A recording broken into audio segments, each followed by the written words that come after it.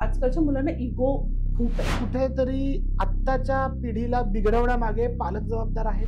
6 वर्षाच्या मुलाला रीडिंग आली पाहिजे आणि तो एक प्रॉपर असा मटेरियल बनला पाहिजे, म्हणजे मग आम्ही त्याला फर्स्ट स्टँडर्डला घेऊ. जेव्हा करेक्ट करतायत त्यांना, त्यावेळेस तुम्ही कनेक्ट करतायत का मुलांना, हाही मुद्दा आहे. मैदानी जे खेळ आहेत ना, ते मुळात बंद झालेले आहेत. आज आपल्याकडे बदलापूरमधली एक खूप चांगली आणि नावाजलेली प्रीस्कूल त्यांच्या ओनर आलेल्या आहेत, प्राजक्ता गायकवाड जाधव. आणि मॅडमना सगळ्यात पहिला प्रश्न माझा असा असेल की तुमची काय जर्नी होती आणि what made you came into education. तुमचा बॅकग्राऊंड काय आणि शिक्षणच का. तर तुमच्या थोडा बॅकग्राऊंड बद्दल किंवा तुमच्या अस्तित्वाबद्दल थोडीशी माहिती द्या. माझ्या अस्तित्वाबद्दल सांगायचं झालं तर प्राजक्ता गायकवाड जाधव. मी बदलापूर, म्हणजे माझा जन्म डोंबिवलीचा. मी पहिलीला होती तेव्हा बदलापूरमध्ये आम्ही शिफ्ट झालो. ओके. लहानाची मोठी बदलापूरमध्ये झाली आणि कर्मभूमी बदलापूर म्हणू शकता. ओके. बदलापूरमध्ये छत्रपती शाहू महाराज विद्यालयामध्ये माझं 1ली ते 10वी शिक्षण झालं आणि त्यानंतर मग बीकॉम झालं केळकर कॉलेजला मुलुंडला. 11वी ते ग्रॅज्युएशन पर्यंत मी तिकडे होते. त्यानंतर लग्न झालं. लहानपणापासून ना शिकवायची आवड आहे मला. म्हणजे शेजारची मुलं घेऊन बसायचं, त्यांना ट्युशन शिकवायचे वगैरे. आणि माझी मम्मी म्हणायची की तू शिकवली की छान लक्षात राहतं. सो ते एक होतं. शिक्षणाचं मुळात बॅकग्राऊंड पण आहे. म्हणजे आजोबा, वडिलांचे वडील, तेही प्रिन्सिपल होते. सो ते प्रिन्सिपल म्हणूनच रिटायर झाले आणि त्यांना आमच्या गावात, म्हणजे आजूबाजूचे सगळे गावं वगैरे असं गायकवाड गुरुजी म्हणून ओळखतात. त्यामुळे एक डोक्यात होतच की आपण शिक्षण रिलेटेड काहीतरी करूया, म्हणजे टीचिंग फील्ड मध्ये जाऊया. सो हे होतं डोक्यामध्ये. जेव्हा लग्नानंतर बाळ झालं आणि आता घरात नाही बसायचं, स्वतःच काहीतरी करायचंय म्हणून विचार करत होती, तर म्हटलं चला आवडतच आहे तर मग प्रीस्कूल वगैरे. म्हणजे मी ऑप्शन्स निवडले, याच्यामध्ये स्टडी केला, रिसर्च केलं की काय झेपतंय मला आणि मी काय करू शकते. जे उगाचच ओझं घेऊन काहीतरी करायचंय किंवा लॉस करून घ्यायचा असंही नव्हतं. म्हणजे लॉस म्हणजे फायनान्शियल असं नाही, पण इमोशनल, फिजिकल सगळ्याच, टाइम वगैरे सगळाच येतो, फॅमिली असते. तर ते सांभाळता काय करता येईल. म्हणून प्रीस्कूल हा ऑप्शन निवडला. ओके. आता preschool is a good option, no way. पण शिक्षण आणि एज्युकेशन ह्यातच जर यायचं होतं तर आपल्याकडे क्लासेस, 10वी पर्यंतचे क्लासेस, 12वी पर्यंतचे क्लासेस, स्कूल, कॉलेजेस, शिक्षण संस्था, अशा अनेक ऑप्शन्स अवेलेबल आहेत. म्हणजे जर समजा मला टीचर बनायचंय तर मी एखादा 8वी 9वी 10वीचा क्लास टाकला असता, 5वी पर्यंतचा टाकला असता, 3री पर्यंतचा टाकला असता. पण मग प्री स्कूलच का. आता मुळात प्रत्येकाची आपली कॅपेबिलिटी असते की आपण काय करू शकतो. आता मी 8वीच्या मुलांना जर शिकवायला जाते तर त्याला मल्टिपल सब्जेक्ट्स आहेत. त्याला सायन्स आहे, मॅथ्स आहे, जिओग्राफी आहे. सो मी त्या 6 सब्जेक्ट मधले जर मी 3च याच्यात चांगली असेल आणि बाकीच्या 3 याच्यात नसेल तर मला समोरच्याचं खोटं बोलून नुकसान करण्यात काही अर्थ नाही. सो प्रीस्कूलच्या मुलांना मी शिकवू शकते असं मला वाटलं. म्हणजे 6 वर्षाच्या मुलांना ते किती टफ आहे वगैरे ते नंतर जेव्हा चालू केलं लहान मुलांना सांभाळणं. कारण अगदी आपण म्हणतो की मडक्याला जेव्हा आपल्याला शेप द्यायचा असतो त्यावेळेस जेव्हा ती माती ओली असते तेव्हाच तुम्ही तो आकार द्या. एकदा तो कडक झाल्यानंतर त्याला आकार देण्यात खूप कठीण होतं. त्यामुळे मग ती जी ओली माती आहे ती ओली माती तुम्ही घडवताय प्रीस्कूलच्या माध्यमातून. तर मग त्या ओल्या मातीतच हात घालण्याची इच्छा कशी झाली. एक्झॅक्टली. कारण की ना लहान मुलं ना स्ट्रेस बस्टर असतात. अच्छा. सो त्यांना बघितलं ना की छान वाटतं आणि ना बाकीच्या दुनियादारीपासून आपण लांब राहतो आणि त्यांचा तो निरागसपणा, त्याच्यामध्ये रमणं, हे मुळात आवडतं. हा प्रकारच आवडतो की लहान मुलांसोबत मी बसू शकते, कितीही वेळ घालवू शकते, त्यांचं रडणंही एन्जॉय करू शकते. त्यामुळे मग प्रीस्कूल म्हणजे लहान मुलांना मी शिकवेल. लहान मुलांना हँडल करणं टफ जरी असलं ना तरी मोठ्यांपेक्षा त्यांना समजून घेणं किंवा त्यांच्या सोबत राहणं ते बरं पडतं. It's like a flower, blooming flower. मला गार्डन मध्ये गेल्यावर छान वाटतं. लहान मुलांना शिकवणं, लहान मुलांना सांभाळणं. कारण बघा, preschool is not about teaching only. तुम्हाला अनेक ऍक्टिव्हिटीज असतात त्याच्यात. त्यांना सांभाळणं, लहान असल्यामुळे काय खेचतील, काय स्वतःवरती पाडून घेतील किंवा एकमेकांबद्दल खोड्या करण्याची सवय, ह्या पण गोष्टी खूप आहेत. तर मला असं वाटतं की तुमच्यात तो पेशन्स लेवल पण तेवढी असली पाहिजे. म्हणजे ऍज अ प्रीस्कूल ओनर, कोणी प्रीस्कूल ओनर जे बघत असतील हा व्हिडिओ, त्यांच्यासाठी पण हॅट्स ऑफ की पेशन्स लेवल तुमच्यात खूप जास्त असतं ऍज अ टीचर. कारण चला एक 10वीतल्या 12वीतल्या मुलांना आपण ओरडून शिकवू शकतो, पण एकदम लहान मुलं आहेत, 4 वर्ष, 5 वर्ष, 6 वर्ष, त्यांना आपण मारून बुटकून नाही शिकवू शकत. सो पेशन्स लेवल तर खूप हाय लागत असतील. प्रश्नच तर ते पेशन्स लेवल तुम्ही स्वतःमध्ये कसे डेव्हलप केले? कसं आहे, पहिली गोष्ट तर प्री-स्कूल चालू करायचं म्हटल्यानंतर असं गेली आणि चालू केलं असं झालं नाही. त्याच्या रिलेटेड जे काही गोष्टी लागतात त्या समजून घेतल्या. तर मग पहिले तर प्री-स्कूल करायचं म्हटल्यानंतर मग मी डिप्लोमा केला प्री-स्कूल मॅनेजमेंटचा. सो तो डिप्लोमा झाल्यानंतर मग चाइल्ड सायकोलॉजी झालं, पॅरेंट सायकोलॉजी झालं, हे सगळं येतं त्याच्यामध्ये. मग तुम्ही मुलांना कसं हँडल करायचंय वगैरे ह्या सगळ्याच गोष्टी येतात. म्हणजे फक्त मुलांना सांभाळायचंय, गप रे बाळा, मग तुला मी स्टोरी सांगते, मग मी तुला छान छान खाऊ देते, त्यांचे मूडही असतात, त्यांच्या सगळ्या गोष्टी असतात, सिच्युएशन्स असतात, त्या समजून घ्याव्या लागतात. मग ते प्री-स्कूल मॅनेजमेंट कोर्स किंवा टीचर ट्रेनिंगचा जो काही कोर्स आहे तो करताना लक्षात आलं की नाही, हे आपण म्हणतो तेवढं पण सोपं नाहीये. पॅरेंट्स जेव्हा आपल्याकडे येतात आणि आपला विश्वास दाखवून त्यांची जी छोटी बाळं आपल्यावर सोपवून जातात, ही खूप मोठी गोष्ट आहे. आणि मग ती तेव्हा असं एक झालं की नाही, मी हे करू शकते. मग त्याचा अभ्यास केला आणि मग ते पेशन्स लेवल वगैरे ते होतात, इम्प्रूव्ह होतात. करावे लागतात. पालकांनी जो तुमच्यावरती विश्वास दाखवला, पालकांनी येऊन तुम्हाला त्यांची मुलं सुपूर्द केली की यांना तुम्ही घडवा, यांना तुम्ही शिकवा, एक जबाबदारीचं हे काम आहे. तर ऑटोमॅटिकली बाय द टाइम तुमच्या आवडीमुळे तो पेशन्स तुमच्यात डेव्हलप झाला असं आपल्याला म्हणता येईल. तुमचे आजोबा टीचर होते, गुरुजी होते, राईट? आणि मला वाटतं त्यांचं नाव पण खूप मोठं होतं शहरात. तर त्यांच्याकडनं तुम्हाला अशा काय टीचिंग व्हॅल्यूज मिळाल्या किंवा त्यांनी तुम्हाला असे काय, आपण म्हणतो ना, बाळकडू पाजलं शिक्षणाबद्दल, की तुमच्यात ती गोडी निर्माण झाली की आपण लहान मुलांना शिकवू शकतो? कोणत्या गावी वगैरे गेलो ना की मग तिथे बाबा आमच्या सोबत नसले, फक्त ओळख सांगितली. गावी असं होतं ना, तुम्ही कुठल्या गावचे वगैरे, आणि मग आपण आपले आम्ही हे अच्छा, मग तुम्ही गायकवाड गुरुजींचे नातू. मग ते आपोआपच तो रिस्पेक्ट भेटतो ना, तो खूप वॉर्मिंग असतो. आणि ते एक होतं की अरे हा असा रिस्पेक्ट हवाय आपल्याला. सो म्हणजे ओळखायला तुम्ही जगामध्ये प्रसिद्ध व्हायला काहीही करू शकता, दुसरे बरेच वेज असतात, बट एक असतं ना की रिस्पेक्टफुली कुणीतरी तुम्हाला ओळखतंय आणि आपल्यामुळे आपल्या पुढच्या पिढीला ओळखतंय. सो आपण असं काहीतरी नाव करायला हवं किंवा एक तशी ती प्रेरणा तुम्हाला तुमच्या आजोबांकडनं मिळाली की आपलं जे नाव घडलं पाहिजे किंवा आपल्याला कोणत्या नावाने जगाने ओळखलं पाहिजे. तर शिक्षक काही कपडे वगैरे खरेदी करायला गेलात तर तिकडचे जे ओनर असतात वगैरे, ते तुम्हाला रस्त्यात भेटल्यानंतर तुम्ही त्यांना आवाज देता का? नाही. तुम्ही त्यांच्याशी असं हा ठीक आहे ना, ओळखतो वगैरे, पण जर तुम्हाला तुमचे टीचर्स दिसले तर तुम्ही आवाज देणार त्यांना आणि मग त्यांना विचारणार. आणि हे होतंय, म्हणजे गेल्या 7 वर्षात आहे ना, मी हे अनुभवलंय. मग कुठे बाजारात किंवा कुठे मॉलमध्ये म्हणा, असं पटकन स्टुडंट दिसतात आणि पॅरेंट्सही पटकन आवाज देतात, ते स्वतःहून आपल्याला इग्नोर करत नाही. ती जी सिच्युएशन असते ना, ती खूप छान असते. म्हणजे कम्पेअरच नाही करू शकत त्या गोष्टीला, की आपल्याला कोणीतरी स्वतःहून आवाज देतंय, आपल्याशी बोलतंय, त्यांच्याबद्दल आपल्याला सांगतंय की आता मोठे झालेत वगैरे. त्या मुलांनाही होते हा आमच्या टीचर आहेत.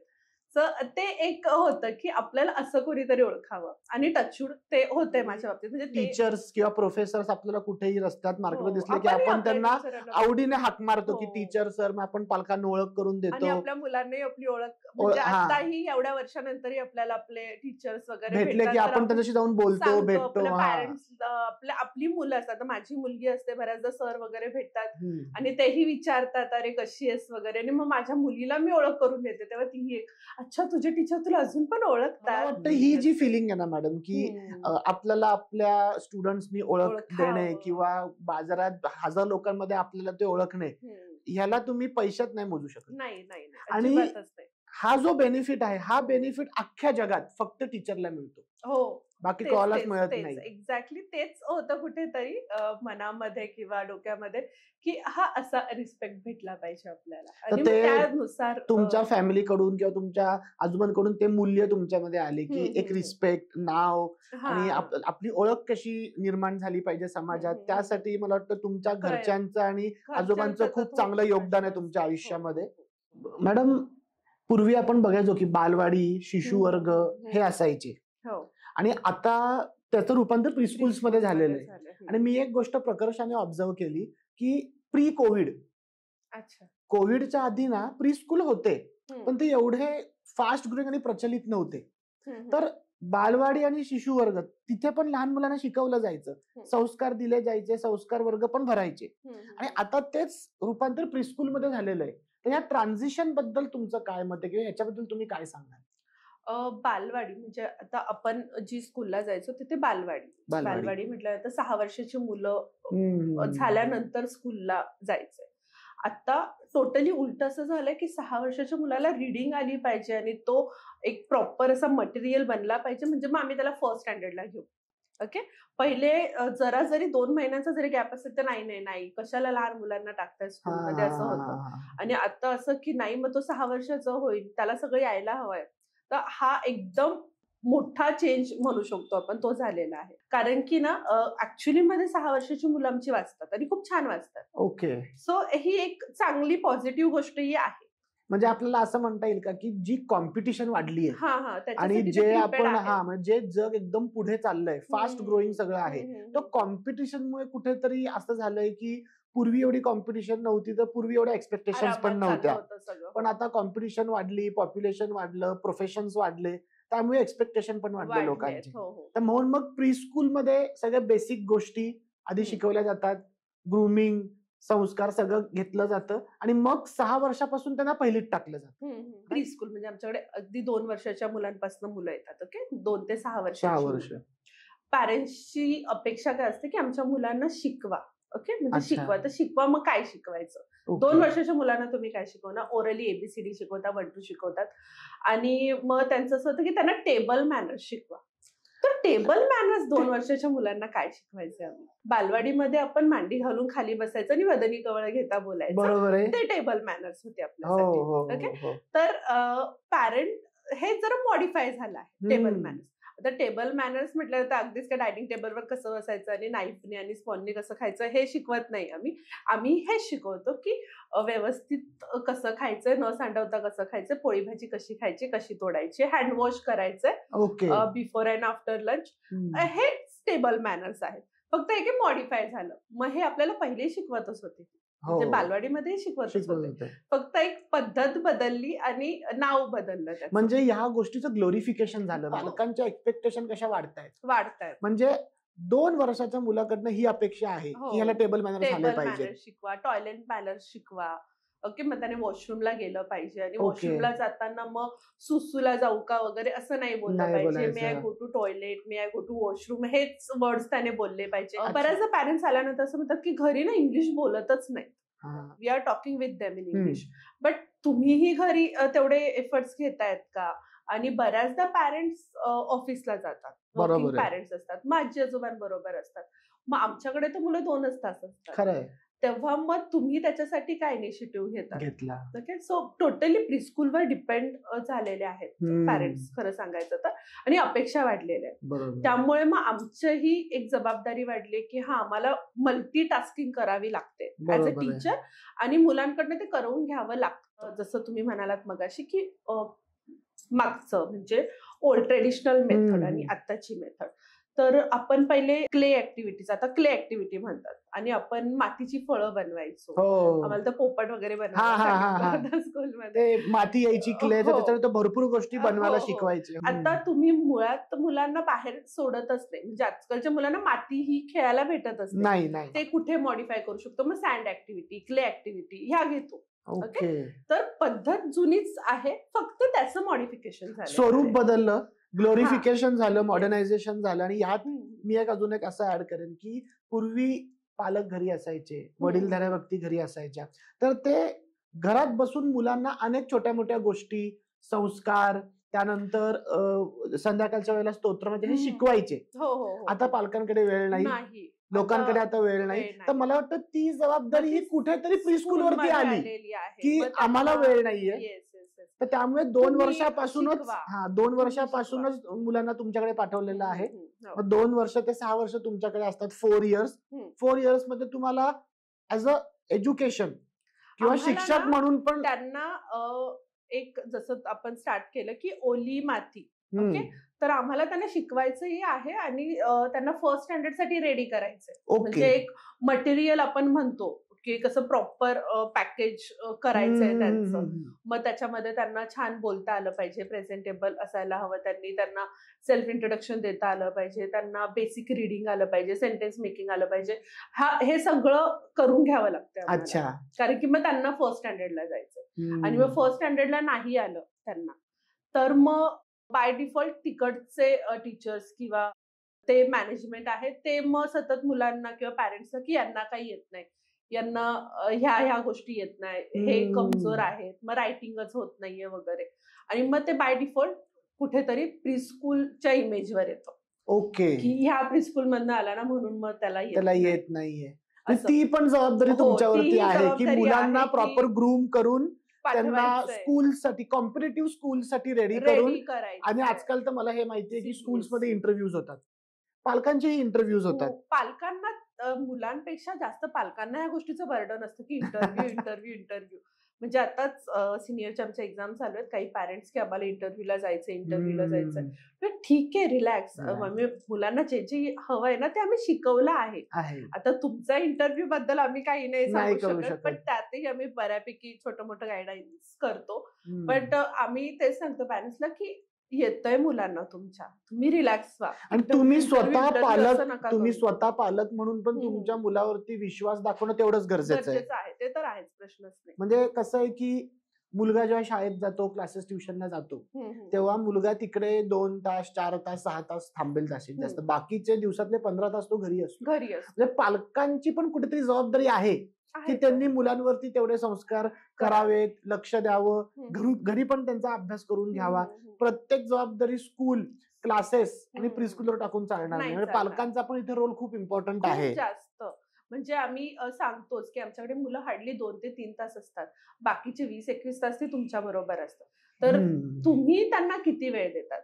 मग त्यावर असं असतं की आम्ही वर्किंग आहोत, मग ऑफिसला जातो वगैरे, म्हणजे दिवसातला 1 तास पण खूप झाला, अर्धा पाऊण तास जरी तो तुम्ही त्यांना दिला ना तरी खूप गोष्टी होतात. म्हणजे फक्त होमवर्क कम्प्लीट करता करता जरी तुम्ही कन्व्हर्सेशन केलं ना तरी होईल. तर जुनी जी पद्धत आणि आत्ताची पद्धत याच्यामध्ये खूप काही बदलले असं मी नाही म्हणणार. फॉनिक्स जी मेथड आहे, ओके, त्याच्याने खूप इम्प्रुव्हमेंट झाली, खूप म्हणजे खूप जास्त, म्हणजे 90% इम्प्रुव्हमेंट आहे. कारण की पहिले नव्हतं. मी बऱ्याचदा पॅरेंट्सला सांगते की आपण मराठीतनं इंग्लिश वाचायला शिकलो, आता आम्हाला मुलांना इंग्लिशमधनं इंग्लिश वाचायला शिकवायचं. ती टास्क आहे. आम्ही मुलांना फॉनिक साऊंड्सने वाचायला शिकवतो. इट्स लाईक समजा आपण कॅट घेऊया, सो शिकवताना मी कॅट असं शिकवतो. ठीक आहे. आता घरी होमवर्क घेताना सीएटी कॅट असं शिकवलं जातं, मग ते मुलं जंबल होतात. मग बऱ्याचदा मग पॅरेंट्सला सांगावं लागतं की तुम्ही स्वतः फॉनिक्स शिका, म्हणजे बेसिक युट्यूबवर फॉनिक्सच्या व्हिडिओज वगैरे बघा, ते तुम्हाला मुलांना ऍटलिस्ट होमवर्क घेताना हेल्प होईल, युजफुल होईल तुम्हाला ते.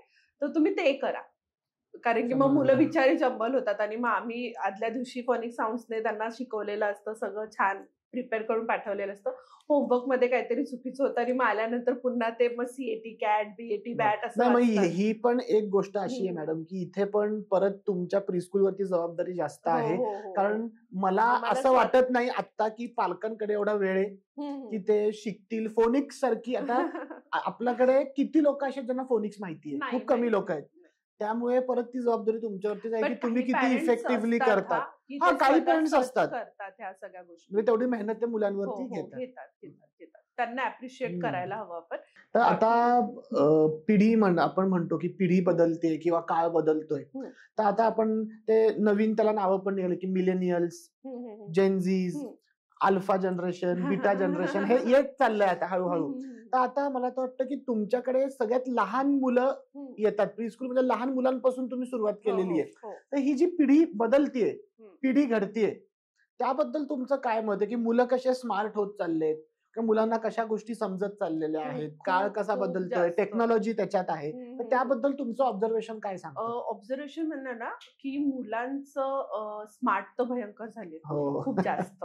म्हणजे त्यांना मोबाईल शिकवायची गरज लागत नाहीये, त्यांना त्यांचे गेम्स माहित आहेत. बऱ्याचदा आम्हालाही ते गेम्स माहित नसतात. म्हणजे मुलं असं मधला फ्री टाइम असतो ना तेव्हा ते हे खेळतात, आपला आता तो नवीन गेम आलाय स्क्विड गेम. मग ते एकमेकांना ते स्टॅच्यू करणार आणि मग ते आम्ही बघत असतो, आम्ही एन्जॉय करतो ते. की आता हे यांचं असं चालू आहे. मग ते आम्ही नकळत की नाही हा आउट झाला. अच्छा, तुम्ही पण इन्व्हॉल्व होता. ओके. कारण की फ्री टाइम असतो तो टिफिनच्या नंतरचा थोडा 10-15 मिनिटाचा मुलाचा प्ले टाइम असतो. सो आम्ही ते आता यांचं चालू झाला, हा स्क्विड गेम चालू झाला. असं वॉलकडे तोंड करून उभं राहणं. तर हे त्यांना माहितीये. आता हे काय पॅरेंट्सने शिकवलेलं नाहीये. हे त्यांचं ते स्वतः शिकलेले आहे. बरोबर आहे. आणि तो स्मार्टनेस आलेला आहे. ऑफकोर्स आलेला आहे. ते आणि टेक्नॉलॉजीमुळे आलेला आहे. कधी कधी ते छानही वाटतं, बट कुठेतरी भीतीही वाटते की काही चुकीचं पद्धतीकडे जाऊ नये. ओके, सो पॅरेंट्सने त्या गोष्टीकडे लक्ष द्यायलाच हवं. आजकालच्या मुलांना इगो खूप जास्त. म्हणजे अगदी 1.5-2 वर्षाच्या मुलांना इगो असतो. तुम्ही जरा जरी त्यांना ओरडलात ना की ते तुमच्याकडे बघणार पण नाही.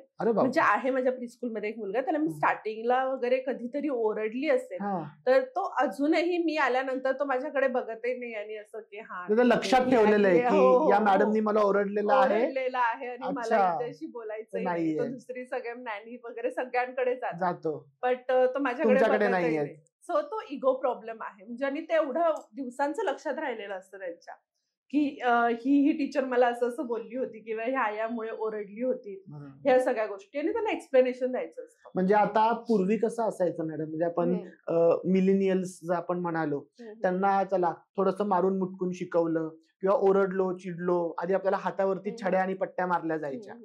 तर ती गोष्ट आता राहिलेली नाहीये. आणि आजकाल पालकांनाही चालत नाही की आपल्या मुलांना तुम्ही हात नाही लावायचा, मारलं नाही पाहिजे, छडी लागे छमछम आणि विद्या येई घमघम, ती गोष्ट आता राहिलेली नाहीये. तर मला असं वाटतं की हा खूप मोठा ट्रान्झिशन आहे.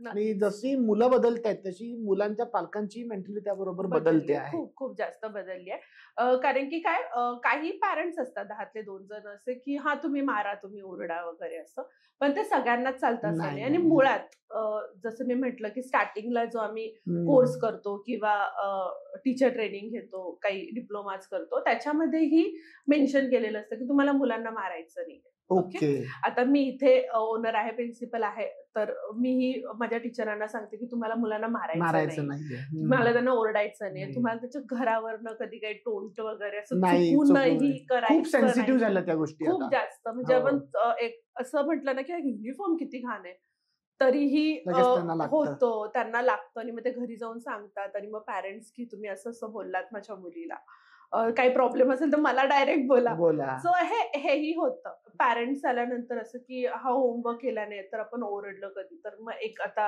आहे एक मुलगा आणि त्याचे पॅरेंट्स आले आणि ओरडू नका मॅडम, जर तुम्हाला काही असेल ना तर तुम्ही मला सांगा होमवर्कचं. तर ठीक आहे. आणि आपण पटकन असं की अरे होमवर्क नाही केला, आणि तो लगेचच होतं. मग ते सांगा माझ्या पप्पांना तुम्ही की मी होमवर्क नाही केलाय. म्हणजे मुलांना हे समजतंय की पालकांनी सांगितलेलं आहे तुम्हाला, मेरे को मत बोलो घर पे बोलो, घरी सांगायचंय असं. म्हणजे ते त्यांना तो एक बॅकअप असतो की हा आमच्या पॅरेंट्स. म्हणजे मग तुम्हाला असं वाटतं का मॅडम कुठे की ही जी पिढी बदलते आणि त्याच्यात अनेक त्याचे ड्रॉबॅक्स पण आहेत, तर कुठेतरी आत्ताच्या पिढीला बिघडवण्यामागे पालक जबाबदार आहेत? पॅरेंट्सचा ना पॉझिटिव्हनेस वाटलाय. Okay, over protective. Over protective आहे, पॅम्परिंग आहेत. आणि ना बऱ्याचदा म्हणजे असं माझ्या मुलाला सगळं भेटावं, आणि जर आपण सांगितलं ना की नका देऊ, तर मग त्यांचं असं की अरे आम्हाला नव्हतं भेटलं तर आम्हाला आमच्या मुलांना सगळं द्यायचंय.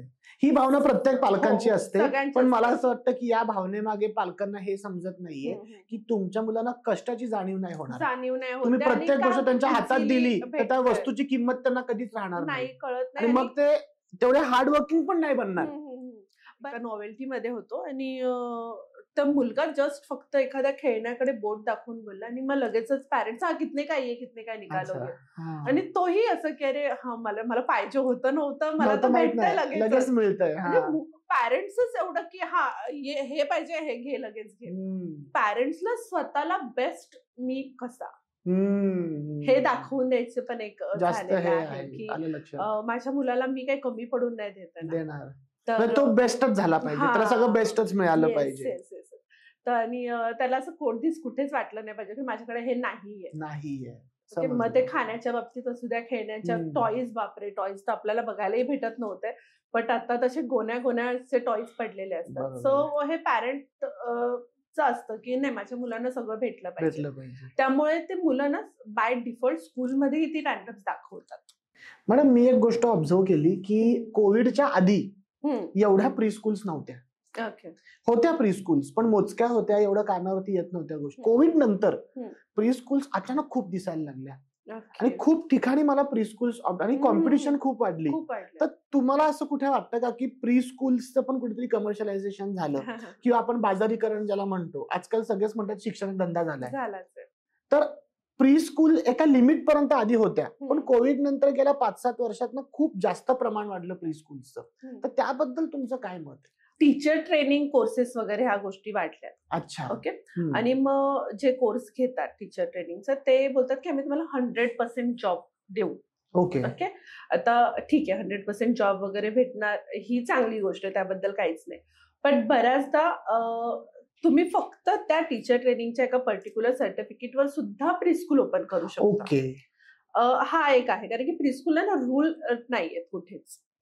ओके. काही रूल रेग्युलेशन्स नाहीयेत. म्हणजे तुम्ही एक ट्रस्ट ओपन करायचे, त्याच्या अंडर तुम्ही म्हणजे आहेत काही लिगल गोष्टी आहेत, बट असं बेसिक खूप चांगले इझी टू फॉर्म आहे. हा, इझी टू फॉर्म आहे. जसं आपण पार्लर वगैरे जसं म्हणतो की लगेचच होतं. आणि हे प्रीस्कूल आहे ना, महिला उद्योग, जे महिला घरगुती उद्योग करू शकतात, गृहउद्योग, याच्यामध्येही मोडतो. त्याच्यासाठी असं पर्टिक्युलर लायसन वगैरे ह्या गोष्टी नाही लागत. त्यामुळे तर त्यांना काय वाटतं की हा आपण हा पर्टिक्युलर कोर्स करूयात, आणि जे आहेत कोर्स विकणारे तर तेही तेच बोलतात की तुम्ही प्रीस्कूल ओपन करू शकतात. आणि मग लगेचच त्यांचं बॅक ऑफ द माइंड ॲझम्पशन चालू होतात की हा आपण प्रीस्कूल करूयात.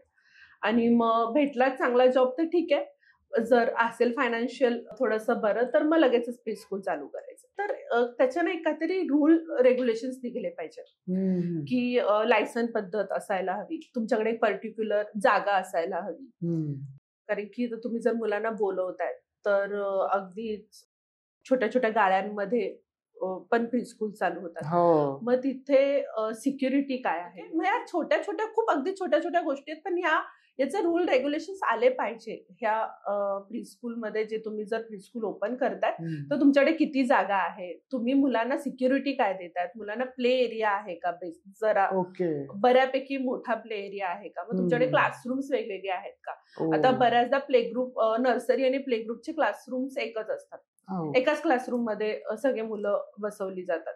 मग त्यांना तुम्ही शिकवणार कसं, म्हणजे त्यांना त्याची शिकवण्याची पद्धत वेगळी. आणि प्ले ग्रुपची मुलं फार लहान असतात, त्यांना ऍक्टिव्हिटी बेस्ड लर्निंग असते, आणि नर्सरीची रायटिंग चालू होते बेसिक. सो त्यांचं पोर्शनही वेगळं, करिक्युलम वेगळं आहे, सगळ्याच गोष्टी वेगळ्या आहेत, त्यांच्या ऍक्टिव्हिटीज वेगळ्या आहेत नाही म्हटलं तरी. मग ते आहे ना, स्कूल आहे ना, मग बऱ्याचदा पॅरेंट्स जवळपास आहे म्हणून करतात तिथे, त्यांना बिझनेस नसतो असं नाहीये, त्यांना भेटतो, बिझनेसही भेटतो इझिली, त्यांच्या फीज छोट्या मोठ्या ठेवल्यानंतर भेटतो. तर याच्यामध्ये ना काहीतरी रूल्स आले पाहिजे, रेग्युलेशन्स आले पाहिजे की बाबा तुमचं एखादं जागा अशी असायला हवी, एवढा प्ले एरिया असायला हवा, तुम्ही हे लायसन करायला हवं, हे डॉक्युमेंट्स तुमच्याकडे असायला हवे. ओके. आणि जर तुम्ही रेंटने ही जागा घेताय तर मग ती किती वर्षासाठी असायला हवी. लोक चालू करतात प्रीस्कूल आणि मग वर्षभरात नाही परवडते म्हणून बंदही करतात. पण मग त्यामध्ये मुलांचं नुकसान होतं, म्हणजे त्यांचं एक सेटल झालेले असतात तिकडे, त्या टीचरांची सवय लागलेली असते, पॅरेंट्स एक रुटीन बसलेलं असतं, त्यामुळे मग आता बंद झालं, मग आता दुसरीकडे जा. ओके. मग हे बाय डिफॉल्ट इम्पॅक्ट होतो, म्हणजे इतर आजूबाजूच्या प्रीस्कूल्सलाही होतो आणि त्यांना त्यांच्या स्वतःच्या पॅरेंट्स आणि स्टुडंटवर सुद्धा होतो. गव्हर्नमेंटनी किंवा सिस्टमनी काहीतरी असे प्रॉपर कॉन्क्रीट रूल्स आणले पाहिजे, जसे शाळासाठी आहे, कॉलेजेससाठी आहेत. प्रीस्कूल तर अर्ली स्टेज आहे, तिथेच रूल्स नसून कसं चालेल. एक्झॅक्ट. तर सिस्टमने किंवा गव्हर्नमेंटनी काहीतरी एक नियमावली आणली पाहिजे की तुमच्याकडे या गोष्टी पाहिजे, सिक्युरिटी पाहिजे, चांगली जागा पाहिजे, कॅमेराज पाहिजे. कॅमेरा आले आणि बऱ्याच आता पॅरेंट्स येतात तेव्हा मग तुमच्याकडे मेल स्टाफ नाही ना, फक्त लेडीज स्टाफ आहे म्हणजे तुमची मुलं सिक्युअर आहेत का, असं नाहीये. ओके. तर दुसऱ्याही गोष्टी आहेत, काही ऍक्सिडेंटल गोष्टी सुद्धा होऊ शकतात, त्याच्यामध्ये तीही एक सिक्युरिटीच झाली. बरोबर आहे. ओके. मग त्याही गोष्टीचा विचार करायला हवा पॅरेंट्सने. ओके. म्हणजे ह्या प्रीस्कूल चालतायत कारण की जातायत ना लोकही, पॅरेंट्सही जातायत ना, म्हणजे पेरेंट्स मध्ये हा अवेअरनेस नाहीये की कोणत्या प्रीस्कूल मध्ये टाकलं पाहिजे, आणि पेरेंट्सना हा अवेअरनेस गव्हर्नमेंट थ्रू पोहोचला पाहिजे की तुम्ही प्रीस्कूल मध्ये टाकण्याआधी प्रीस्कूलच्या ह्या गोष्टी चेक करून तुम्ही मुलांना प्रीस्कूल मध्ये टाका. कारण की आता जेव्हा आमच्याकडे मुलं पॅरेंट्स येतात इन्क्वायरीसाठी, तेव्हा मी ह्या गोष्टी सांगतो की बाबा आम्ही रजिस्टर केली आहे ट्रस्ट, किंवा आमच्याकडे कॅमेराज आहे, आमच्याकडे ही सिक्युरिटी आहे वगैरे, ह्या सगळ्या गोष्टी. आमच्याकडे प्ले एरिया आहे, आमच्याकडे सिक्युरिटी आहे, गेट आहे, लॉक आहे वगैरे, ह्या सगळ्या गोष्टी. म्हणजे मुलं पटकन इझिली बाहेर जाणार नाही, रोडवर पळणार नाही, सगळ्यात छोट्या गोष्टी आहेत. सो ह्या पॅरेंट्सलाही त्यांना वाटायला पाहिजे की अरे ह्या गोष्टी आहेत का आमच्या लिस्टमध्ये ह्या प्रीस्कूलसाठी, तर मग त्यांनी घेतलं पाहिजे तिथे ऍडमिशन किंवा काय. किंवा ज्यांना करायचं आहे तर त्यांनी एक चांगल्या स्टँडर्ड नुसारच प्रीस्कूल चालू करावं. म्हणजे करायचं म्हणून करायचं असं नसायला हवं. त्यामुळे ते कॉम्पिटिशन्स वाढले आणि बाजार वाढलाय, आपण असं म्हणू शकतो. Madam, preschool as a industry, तुम्ही जे प्रीस्कूल ओनर्स आहेत किंवा ऍज अ होल फ्रॅटर्निटी आहे, तुमच्या मते काय चेंजेस आणले पाहिजेत किंवा काय चेंजेस झाले पाहिजेत किंवा प्रीस्कूलनी काय गोष्टी लक्षात घेतल्या पाहिजेत की मुलांना शिकवताना, मुलांचं संगोपन करताना याही गोष्टी कन्सिडर करणं महत्वाचं आहे? तुमच्या दृष्टिकोनातून त्या कोणत्या गोष्टी आहेत? अवेअरनेस असायला हवा त्यांना, गुड टच, बॅड टच वगैरे ह्या सगळ्या गोष्टी आहेत त्या तर तुम्ही त्यांच्या करिक्युलम मध्ये ऍड करायलाच पाहिजे. ओके, म्हणजे त्या ऍक्टिव्हिटी बेस सांगा किंवा कशा तुम्हाला जमतील. म्हणजे ते आता प्रत्येक प्रीस्कूल आपल्या प्रमाणे करिक्युलम सेट करतं आणि त्या ऍक्टिव्हिटीज किंवा स्टोरीज थ्रू सांगणं किंवा ऍक्टिव्हिटीज थ्रू सांगणं, ड्रॉइंग थ्रू सांगणं, ते त्यांच्या कॅपेबिलिटीनुसार ते सांगतात. तो हा मुद्दा असायलाच हवा, ते त्यांनी केलंच पाहिजे. आपल्याकडे ना स्पेशल चाइल्ड जे आहेत तर त्यांच्यासाठी काहीच स्पेशल आपण करत नाही. ओके, आता एक गृहस्थ आहेत, ते मला भेटले होते किंवा झाली होती ओळख, तर त्यांचे मुलगा जो आहे किंवा ते फिजिकली अनवेल होतात. ओके, आणि अगदीच 3-4 वर्षाचा, आणि असे बरेच जण होते. ते फिजिओथेरपीसाठी आले होते बेसिकली, आणि सतत म्हणजे आता फिजिओथेरपी घ्यायला मी जात होती म्हटल्यानंतर सेक्शन्स वाढत होते, आणि जेव्हा जात होती तेव्हा मुलं मला हे जास्त प्रमाण दिसत होतं मुलांचं. सो डिलिव्हरीच्या वेळेस म्हणा किंवा ह्या प्रेग्नन्सीच्या वेळेस काही कॉन्सिक्वेन्सेस येतात, त्यामुळे त्या गोष्टी होतात. ठीक आहे, त्यामुळे ते जसं चाइल्ड होतं ते. तर त्या पॅरेंट्स असं म्हणणं होतं की आमच्या मुलांना स्कूलमध्ये पाठवायचं. तर स्कूलमध्ये पाठवायचं म्हटलं तर अभ्यासासाठी त्यांना नाही पाठवायचं. अच्छा, त्यांचं असं म्हणणं नाही की आमच्या मुलांनी शिकावं किंवा रायटिंग करावी, पण त्यांचं असं म्हणणं आहे की आमची मुलं ही जी थेरपीज वगैरे घेतात हे त्यांचे मसल स्ट्रॉंग वगैरे होण्यासाठी ते घेतातच. ओके, त्यांना कळतं सगळं, म्हणजे त्यांना रडणं, इमोशन्स वगैरे ह्या सगळ्या गोष्टी कळतात, बट ते फिजिकली तेवढे स्ट्रॉंग नाहीयेत की ते स्वतःच उठून बसतील किंवा काय. आता मग ह्या वेळेस ते काय करतात, ते कॉपी करतात, समोरच्याला बघून कॉपी करतात. ओके, तर मग असे मुलं त्यांच्या आजूबाजूला असतील की जी फिजिकली फिट आहेत, ती मस्ती करतायत, उड्या मारतायत, पळतायत. सो मुलं सतत त्यांना बघून आहे ना, आमची मुलं त्या मुलांना कॉपी करतील आणि ते ट्राय करतील, कारण की त्यांची एक व्हील पॉवर हा प्रकार असतो. सो त्यांची ती व्हील पॉवर स्ट्रॉंग होईल, ते स्वतः त्या गोष्टी कॉपी करायचा प्रयत्न करतील, ते उठतील, ते ऍटलिस्ट त्या गोष्टी स्वतःला सांगतील की मला त्या मुलासारखं पळायचंय किंवा मला स्वतःला तेवढं कॅपेबल करण्याचा प्रयत्न करतील. तर मी म्हटलं मग तुम्ही नाही का टाकत स्कूलमध्ये, तर त्यांचं म्हणणं की आम्ही बऱ्याच स्कूलमध्ये गेलो पण नाही घेत ऍडमिशन्स, कारण की स्टाफचाही प्रश्न येतो की स्टाफचं असं होतं की आम्ही कसं सांभाळणार या मुलांना किंवा काय कसं करायचं ह्याबद्दल, आणि पॅरेंट्सचाही सपोर्ट नसतो बऱ्याचदा. म्हणजे पॅरेंट्सलाही असं कुठेतरी असतं की त्या मुलांना बघून मग आमची मुलं तशी वागायला लागली तर. तसं नाही होत ना, म्हणजे एक चांगला माणूस आहे ते का बसून राहील. जो कमजोर आहे किंवा अनवेल आहे तो चांगला व्हायचा प्रयत्न करेल. बरोबर, हे पॅरेंट्सचं पॉझिटिव्ह पॉइंट ऑफ व्ह्यू ते घेत नाहीत, आणि त्यामुळे ते नाही होत बऱ्याचदा प्रीस्कूल कडनं, पण तो करायला काहीच हरकत नाही. म्हणजे तुम्ही असं म्हणताय मॅडम की जे स्पेशली एबल्ड मुलं आहेत किंवा जे स्पेशली चॅलेंज्ड मुलं आहेत, प्रीस्कूलनी ऍज अ इंडस्ट्री किंवा सगळ्या प्रीस्कूल्सनी ही गोष्ट पण कन्सिडरेशन मध्ये घेतली पाहिजे, आणि त्यांच्यासाठी ना त्या सीट आहेत त्या रिझर्व्ह करून ठेवायला हव्यात की प्रत्येक क्लासरूम मध्ये ऍटलिस्ट एवढी मुलं आपण ठेवूयात जेणेकरून दुसऱ्या मुलांचा त्या मुलांना फायदा होईल आणि काहीच हरकत नाही त्या मुलांना पण एका समाजामध्ये जागा मिळेल. Yes yes yes. कारण की ना बऱ्याचदा मग तेही मुलं खूप एक आउट ऑफ द बॉक्स स्वतःला समजत असतात, घरात एकटी असतात, त्यांनाही जाणवतं की आम्हाला फ्रेंड्स नाहीये किंवा आम्ही बाहेर जात नाही.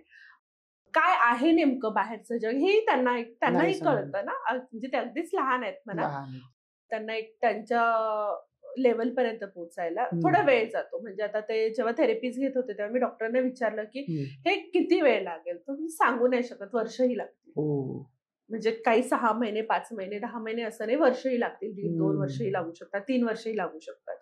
पण याच्यासाठी आपण जर एखादी छोटीशी गोष्ट करू शकत असू तर का नाही. तर मगाशी मॅडम आपण म्हणताना पिढी बोललो की पिढी बदलते, मिलेनियल्स, जेनझी, अल्फाज वगैरे येत आहेत. तर आजकाल ना पेरेंटिंग ही एक कन्सेप्ट आली आहे की पेरेंट्सनी पण मुलांशी कसं वागलं पाहिजे, घरात कसं वावरलं पाहिजे आणि लहानपणापासूनच पालकांनी पण काय गोष्टी लक्षात घेतल्या पाहिजेत ज्या मुलांमध्ये पुढे तुम्हाला दिसतील. तर पालकांचा रोल पण खूप क्रुशियल आहे. You as a preschool owner, तुमचा अनुभव, तुम्ही रोज पालकांशी मुलांशी डील करता, तर तुम्हाला पेरेंटिंग वरती काय सांगावं वाटेल, तुम्ही अशा काय टिप्स पेरेंट्सना देऊ इच्छिता की ज्याने घरी पण तुम्ही त्या गोष्टी जर टेक केअर केल्यात तर मुलाचा सर्वांगी विकास होऊ शकतो. परफेक्ट पॅरेंटिंग असं काही नसतं. ओके, मग तुम्ही असं नोटपॅड घेऊन की आम्ही आमच्या मुलांना ओरडणार नाही, ठीक, आता मुलांना रागवणार नाही, ठीक, त्यांचं कंपॅरिझन करणार नाही, ठीक, हे असं नाही होत. ओके, मी पॅरेंट्सला बऱ्याचदा एक सांगते की कनेक्टिंग आणि करेक्शन, ओके, तुम्ही याच्यावर फक्त वर्कआउट केलं ना तरी खूप गोष्टी होतात. म्हणजे तुम्ही मुलांना सतत आता एक पॅरेंटल टिप मध्ये एक मुद्दा येतो की मुलांना करेक्ट करू नका सतत. असं कसं करणार? मुलांना करेक्ट आपण नाही करणार, मग कोण करणार? म्हणजे जर आपण आपल्या मुलाला सांगतो की नीट बस, नीट केसिंग सर, छान कपडे घाल, हे आपण सांगणारच ना, दुसरं कोण सांगणार? बरोबर, बाजूचे तर नाही सांगणार. पण मला असं वाटतं मॅडम की सांगण्याची पद्धत पण खूप मॅटर करते. एक्झॅक्टली, अनेक पालक ओरडून सांगतात. सो कनेक्टिंग आणि करेक्शन ह्या 2 वेगळ्या गोष्टी आहेत. म्हणजे त्यांचा एक ताळमेळ ठेवा. तुम्ही जेव्हा करेक्ट करताय त्यांना, त्यावेळेस तुम्ही कनेक्ट करतायत का मुलांना, हाही मुद्दा आहे. ओके, मग प्रत्येक वेळेस ओरडणं, जसं तुम्ही म्हणतायत की करेक्ट करताना ओरडू नका, छान सांगा. आता एक छोटासा अनुभव सांगायचं म्हटलं तर मुलं स्कूल मधलं काहीतरी घेऊन जातात किंवा इतर स्टुडंटचं काहीतरी घरी घेऊन जातात, रबर म्हणा, पेन्सिल म्हणा, ते अट्रॅक्शन असतं मुलांचं.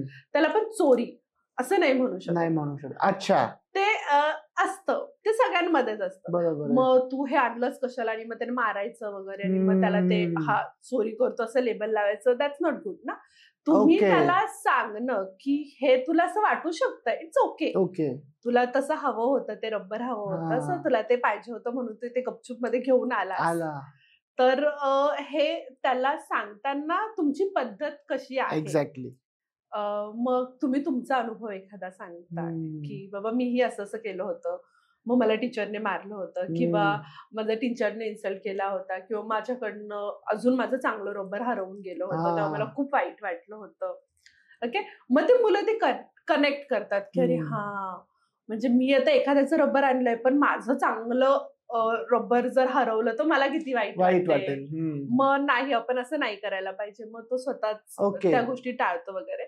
तर हे खूप कॉमन आहे छोट्या मुलांमध्ये. म्हणजे त्यांचं काही इंटेन्शन नसतं की आपण चोरी करूयात वगैरे, बट इट्स टू कॉमन. हे पॅरेंट्सने लक्षात घेतलं पाहिजे की तुम्ही त्यांना काही गोष्टी सांगताय, समजवताय, तर मग ती कशा प्रकारे समजवतायत. बऱ्याचदा फ्रेंड सर्कलमध्ये फोनवर बोलताना ते अब्युझिव्ह वर्ड्स वापरूनच बोलतात. त्यांच्यासाठी ते खूप कॉमन असतं किंवा कूल असतं, बट मुलं हे ऑब्झर्व करत असतात. ओके, आणि ते कळत नकळत ते त्यांच्या फ्रेंड सर्कलमध्येही तसे वागतात आणि असं वागतात मुलं ऍक्च्युअली मध्ये. बऱ्याचदा तो वर्ड्स, आणि आम्ही असं एकमेकांकडे बघत बसतो टीचर्स की कुठून शिकला असेल बरं, आता पिढी कुठे चालली आहे असं होतं. बट हे तो शाळेत जाऊन शिकला नाहीये, त्याला कोणी खास शिकवलं नाही, त्याने ते ऐकलंय आणि त्याला आई किंवा पप्पा एवढ्या कूल वेने जर त्याच्या फ्रेंडशी बोलतायत तर मग त्याला की आपण एक कूलच दिसू ना. हे शब्द वापरताना मुलं पेरेंट्सना रेप्लिकेट करत असतात, कॉपी करत असतात. तर मग हे पॅरेंट्सने लक्षात घेतलं पाहिजे की आपण मुलांसमोर बोलताना कसं बोलतोय. आता बऱ्याचदा मुलगा, मुलींना तर नाही, पण मुलाला ओरडताना किंवा मारताना पटकन अब्युझिव्ह वर्ड्स वापरले जातात. तर मग तो मुलगा आहे, तो चलताय असं नाही. तो मुलगा आहे म्हणून चालतं असं नाहीये. मग मुलगा असू नाही तो मुलगी असू, तुम्हाला नाही त्याला अब्युझिव्ह वर्ड्स वापरायचे. घरातल्या स्त्रियांना आपण कसं वागवतो, आपण त्याच्या आईशी कसं बोलतो. बऱ्याचदा मस्करीमध्येही पॅरेंट्स असं की हा बोल मम्मीला असं बोल, आणि मग ते हसण्यावारी घेतलं जातं. पण हे इफेक्ट होतो. म्हणजे ते तात्पुरतं असतं. म्हणजे आपण ते एन्जॉय करतो, ते मुवमेंट्स एन्जॉय करतो की अरे बघ कसा बोलतोय वगैरे असं होतं ते. बट ते त्या मुलाला माहित नसतं ना की ते तात्पुरतं आहे, की ते किती एक्सटेंड करायचं आहे, ते पुन्हा करायचं आहे का, किंवा मग इतर नातेवाईकांमध्ये गेल्यानंतर पुन्हा तशीच मस्करी झाल्यानंतर मग ते कुठेतरी पॅरेंट्सलाही ऑकवर्ड होतं वगैरे, ह्या सगळ्याच गोष्टी होतात. तर मग ह्याच आहेत छोट्या छोट्या गोष्टी की मुलं तुम्हाला कॉपी करतात. एखाद्याचं इन्सल्ट करणं झालं, बऱ्याचदा मारामाऱ्या करणं, किंवा गाडी चालवताना कोणीतरी पटकन क्रॉस करून गेलंय, कट मारून गेलंय, तेव्हा ते ऑब्झर्व करतात, ते बघतात की हा हे असं, आणि मग एखाद्या अमक्या धमक्याने तो त्याला मारलंच, आणि मग मुलांना असं वाटतं की हा मारणं म्हणजे खूप कूल आहे, आपण मारूच शकतो. सो ते अगदीच रिलेट होतं आणि मुलं ते कॉपी करत असतात. मला ह्याच्यावर अजून एक असं सांगायचंय मॅडम की कम्युनिकेशन, मी एक गोष्ट ऑब्झर्व केली आहे की आजकाल घरात मोबाईल आल्यामुळे मुलांचा आणि पालकांचा संवाद कमी झालाय. ऑफकोर्स झालाय. की आपण घरी गेलो की अनेक वेळेला आई वडील आपापल्या मोबाईल मध्ये असतात, मुलगा टीव्ही बघतो किंवा मोबाईल मध्ये असतो, तर घरातला संवाद कमी झालाय. अजूनही अनेक ठिकाणी मी हे ऑब्झर्व केलेलं आहे की लोकांना एकत्र बसून जेवत नाहीत. आधी कसं एकत्र बसून जेवायचे, दिवसभर काय झालं ही चर्चा व्हायची, आता ते कमी होताना दिसतंय. मला असं वाटतं की संवाद आणि कम्युनिकेशन पण खूप इम्पॉर्टंट चॅनल आहे to know your child better, to connect with your child better. तुम्ही तर बऱ्याचदा पॅरेंट्स आल्यानंतर म्हणतात की खूप मोबाईल बघतो. मग मी म्हणते त्याला मोबाईल दिला तुम्हीच ना. म्हणजे त्याने जन्माला आला आणि लगेच मोबाईल घेऊन बसला असं नाहीये. मग अगदी 6-7 महिन्यापासून भरवण्यापासून तुम्ही मोबाईल दाखवलाय, आणि आता तुम्ही अचानक म्हणाल की नाही खूप मोबाईल बघतो, म्हणजे तुम्हाला आता कळायला लागले की तो अभ्यास करतोय, मग त्याचा मोबाईल वाढलाय. जेव्हा तो अभ्यास करत नव्हता तेव्हा तुम्हाला काही कामं असायची किचन मधली म्हणा किंवा घरातली म्हणा, किंवा तुमची काही पर्सनल कामं असेल तर तुम्ही मोबाईल देऊन हाय घे शांत बस इथे, असं व्हायचं. पण आता तुम्हाला जाणवतं कारण की त्याचा स्टडी पेंडिंग राहिला, होमवर्क राहिला, मग नाही तो मोबाईल जास्त बघतोय. ओके, तर पॅरेंट आणि वडीलही जेव्हा घरी येतात किंवा पॅरेंट्स मम्मी म्हणा किंवा पप्पा म्हणा ऑफिसवरनं घरी येतात तेव्हा मुलं त्यांच्याकडे पळत जातात आणि पहिले मोबाईल घेतात, बोलणार नाहीत. आज काय झालं, मला आज हे मिळालं, आज ते मिळालं. आपली एक पहिले जसं आपण म्हणतो की आपल्याला ती एक ओढ असायची की खाऊ काय आणला किंवा पप्पा घरी आले, आता पप्पाला मोबाईल द्या. मॅडम एक गोष्ट अशी ऑब्झर्व करण्यात आलेली आहे की जसं तुम्ही मगाशी म्हणालात की मुलं इगोइस्टिक होत आहेत, तर अनेक मुलं मी पण आजकाल बघतो पालकांच्या पण खूप रिव्ह्यूज असतात की आमचा मुलगा हायपर ऍक्टिव्ह आहे, खूप एनर्जेटिक आहे, दिवसभर उड्या मारत असतो, मस्ती करत असतो. आणि अनेक वेळेला पालकांना हे डिसऑर्डर्स वाटतात किंवा काही वेगळ्या गोष्टीचे सिम्पटम्स वाटतात. तर ते तसं नसतं. अनेक मुलं हायपर ऍक्टिव्ह आहेत, एनर्जेटिक असतात, मग त्यांची एनर्जी बाहेर पडण्यासाठी किंवा त्यांना सतत एंगेज ठेवण्यासाठी तुम्ही पालकांना काय सजेशन देऊ इच्छिता? तर ऍक्च्युली ना असं नसतं असं नाही म्हणू शकत आपण, असं असतं. ओके. कारण की हायपर ऍक्टिव्हनेस हा आलेला आहे मुलांमध्ये, पण तो पण आताची जी लाईफस्टाईल आहे ना त्याच्यामुळेच आलेला. ओके. जसं तुम्ही म्हणाले की त्यांची एनर्जी बाहेर निघत असते, कारण की घरात 4 भिंतींमध्ये ते कितपत खेळणार, मग ते सोफ्यावरच उड्या मारणार ना, दुसरं काय करणार ती बिचारी. तर हे पॅरेंट्सने कॅल्क्युलेट केलं पाहिजे. आता बऱ्याच पॅरेंट्स येतात ना तर बोलतात हा आमच्या मुलांना एक पण माझ्याकडे एक फॉर्म मध्ये खाली नोट आहे आणि मेडिकल इश्यू, तर ते असतं की कोणाला काही मेडिकल इश्यू असेल तर तुम्ही स्कूलमध्ये आम्हाला सांगून ठेवा ऑलरेडी, त्याप्रमाणे आम्ही प्रिकॉशन्स घेऊ वगैरे. तर मग ते करताना ते बोलतात की दुसरं काही मेडिकल इश्यू नाही मॅडम, हायपर ऍक्टिव्ह आहे. तर मग ठीक आहे, तुम्हाला का वाटलं हायपर ऍक्टिव्ह आहे, तर मग डॉक्टरांनी वगैरे सांगितलं आणि मग त्याच्यावर काय, मग त्याच्या आता थेरपीज चालू आहेत. ओके, मग थेरपीज मध्ये काय करतात, तर थेरपीज मध्ये काय ते ऍक्टिव्हिटी म्हणजे राईट आणि लेफ्ट ब्रेन बॅलन्स करण्यासाठी ऍक्टिव्हिटीज वगैरे अशा काही गोष्टी असतात त्या. तर माझं असं त्यावेळेस पॅरेंट्सला होतं की हायपर ऍक्टिव्ह आहे, तर मुळात मुलं मस्तीखोर असतातच, म्हणजे पहिलीही होती आणि आताही आहेत. ओके, तर आता त्याला एक लेबल लावलं हायपर ऍक्टिव्ह. ओके, तर मग ती मुलं बाहेर तुम्ही मुलांना किती पाठवतात, तर 90% पॅरेंट्स असं असतं की नाही, बाहेर नाही आम्ही पाठवू शकतो मुलांना, कारण की मग त्याच्या इच्छेने किंवा व्हॉट एव्हर इट इज, काही जे काही रिझन असेल ते. मग त्यावेळेस मी पॅरेंट्सला म्हणते की मग त्याला ऍक्टिव्हिटीज लावा, मग त्याला डान्स क्लास लावा, स्केटिंग क्लास लावा, स्विमिंग वगैरे, जिथे त्याची एनर्जी निघेल, जिथे तो थकेल आणि मग घरी आल्यानंतर शांत होईल. त्याला खेळायचं आहे, त्याला मस्ती करायची आहे, तर मग तुम्ही तो वे द्या त्याला तो प्लॅटफॉर्म द्या की बाबा हा तू इथे जाऊन कर, तुला काय करायचंय. सो मुलंही एन्जॉय करतात. ओके, आणि मस्ती करतात तर मग काय करतात, हायपर ऍक्टिव्ह म्हणजे काय, तर मग बॉल खेळतात, बॉल मारतात इकडे इकडे, मग ती मस्ती करतात ना, खेळतात. मग तो डिसीज नाहीये कोणता किंवा तो आजार नाहीये कोणता, ते आहेच. ते पहिलेही होतं आणि आताही आहे, आणि प्रत्येक मूल वेगळं असतं. आता 2 भावंड असेल तरी पटकन आई म्हणते की माझा मोठा शांत आहे, लहान जरा मस्तीखोर आहे. तर मग सगळ्यांमध्येच आहे, मग लहान काय आजारी आहे का, मग तो हायपर ऍक्टिव्ह आहे का, नाही, तो आहे, तो त्याचा स्वभाव आहे. तर नॅचरली त्या गोष्टी आहेत त्याच्यामध्ये, ऍक्सेप्ट केलं पाहिजे. इगोइस्टिक तर झालीच ही मुलं, प्रश्नच नाही. खूप जास्त त्यांना मोबाईलमुळे तर खूप जास्त, आणि टीव्हीवर बऱ्याच गोष्टी आहेत. पॅरेंट मध्ये ज्या काही गोष्टी असतात जेनेटिकली त्याही येतात त्यांच्यामध्ये, की जरा जरी ओरडलं की त्यांना असं की नाही मला नाही ओरडायचंय वगैरे. आणि याच्यामध्ये ना सगळ्यात मोठा रोल आजी आजोबांचा असतो. म्हणजे पॅरेंटिंग टिप पेक्षा ना मला कधी कधी ग्रँड पॅरेंटिंग टिप द्याव्या असं वाटतं.